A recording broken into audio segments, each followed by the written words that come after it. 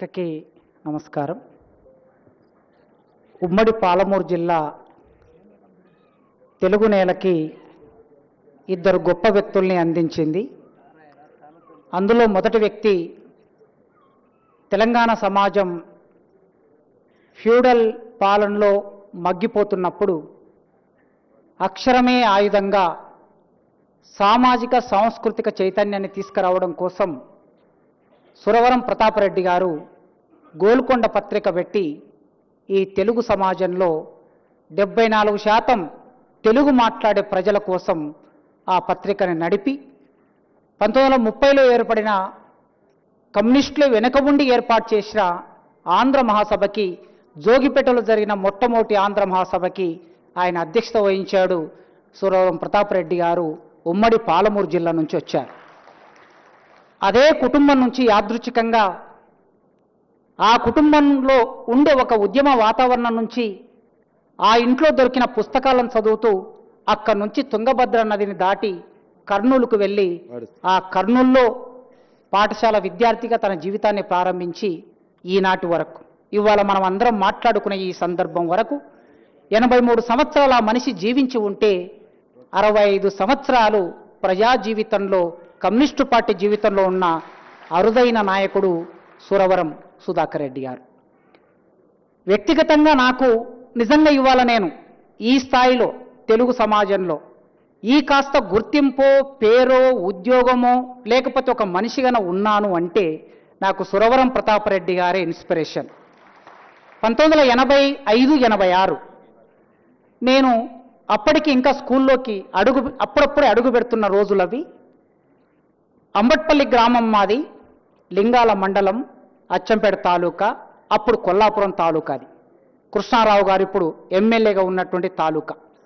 ఆ ఎమ్మెల్యేగా ఉన్నటువంటి ఆ తాలూకాలో మాదొక నల్లమల్ల అడవుల్లో ఉండే ఒక గ్రామం, వెనుకబడిన గ్రామం. మా గ్రామాన్ని అర్జున్ రావు అనే ఒక దొర పరిపాలిస్తూ ఉండేవాడు. అప్పటికి 30 ఏండ్ల ముందు నుంచి పరిపాలిస్తూ ఉన్నాడు. ఆ ఊరిలోకి యువజన సంఘం నాయకుడిగా వీరన్న గౌడ్ వచ్చాడు. వచ్చిన తర్వాత మొట్టమొదటిసారి ఒక బీసీ కులస్తుడు, మాదిగా కాని ఇంకొక కులస్తుడు మా ఇంట్లోకి వచ్చి మంచం మీద కూర్చొని మా అమ్మ ఇచ్చే నీళ్లు తాగాడు. వీరన్న గౌడు కమ్యూనిస్టు పార్టీ అలా ఒక మనిషిని మా ఇంట్లోకి తీసుకొచ్చింది. అంత మాత్రమే కాదు, అక్కడ ఆ దొరకి వ్యతిరేకంగా పోరాటం మొదలైనప్పుడు మా నాన్న అట్లా సిపిఐ పార్టీలో మొదటి సభ్యుడయ్యాడు మాదిగ కమ్యూనిటీ నుంచి. ఇంకొక దృశ్యం చెప్పి ముగిస్తా. నేను సుధాకర్ రెడ్డి గారిని మా ఊరికి తీసుకురావాలి. ఊళ్ళో దాదాపు ఒక 200 మంది ఆయనను తీసుకురావడం కోసం 1 కిలోమీటర్ నడిచి వెళ్ళారు. ఆయన లింగాల వరకే బస్సు ఉంది, మా ఊరికి బస్సు రాదు. లింగాలలో బస్సు దిగి అక్కడి నుంచి ఇంకొక అబ్దుల్ ఖాదర్ బస్సు నడుస్తూ ఉండేది ఆ రోజుల్లో. ఆ బస్సు మీద వచ్చాడు. వచ్చిన తర్వాత వాగు పొంగి పొర్లుతుంది. ఆ వాగు దాటడం కష్టం, బస్సు అవతల ఆగిపోయింది.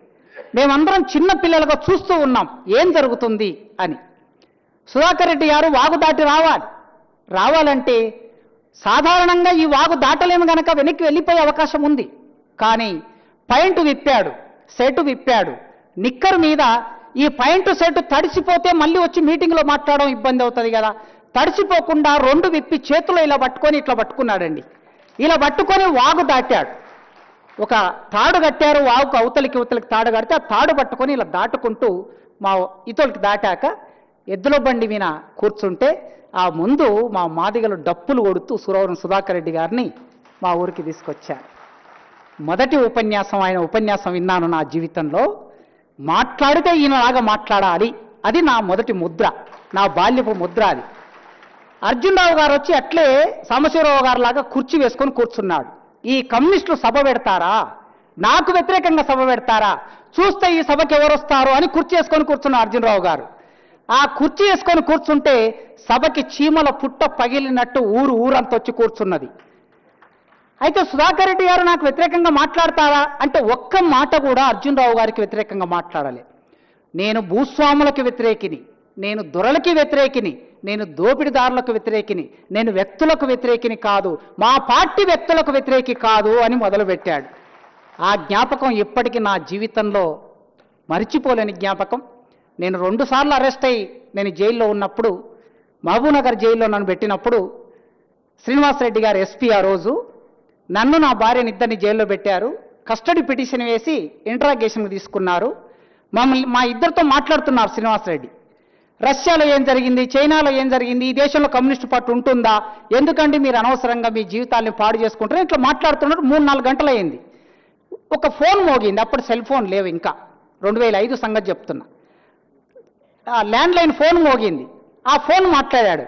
ఆయన ముఖంలో మార్పు వచ్చేసింది, ఎస్పీ ముఖంలో.